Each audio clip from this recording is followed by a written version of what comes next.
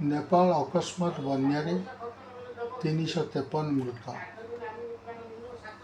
नेपाल में अकस्मात आसिथिया बन्या और भूस्खलन जोगु व्यापक धनजीवन क्षति घटी। पुलिस और उद्धारकारी दलर सूचना अनुसार यही प्राकृतिक विपर्य बर्तमान सुधा अति कम 353 जनकर मृत्यु घटी बेले 1300 ऊर्ध्व लोक निखोज अच्छा। निखोजों मध्य 288 जन भारतीय नागरिक सामिल थिबा जनापड़ी।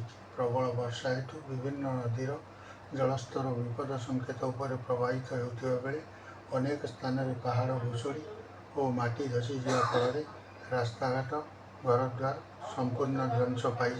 स्थानीय प्रशासन सेना एवं जरूरीकालीन उद्धारकारी दल घटनास्थल में निरंतर रेस्क्यू ऑपरेशन जारी रखिछन। निखोज लोकों उद्धार करने हेलिकॉप्टर और विशेष बोटर सहायता नियाजाउछि।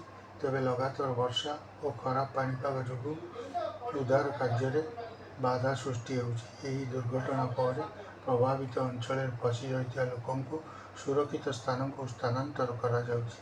भारतीय दूतावास और सरकारी सूत्रु निखोज भारतीय नागरिकों संपर्क में तथ्य संग्रह करा जाउछि और सेमानंक परिवार सह जोगाजोग पाई हेल्पलाइन नंबर कार्यकारी करा जाइछि। निखोज संख्या अधिक थिबारु मृत्यु संख्या आगक आहरी वृद्धि पाइबा नहीं आशंका करा जाउछि।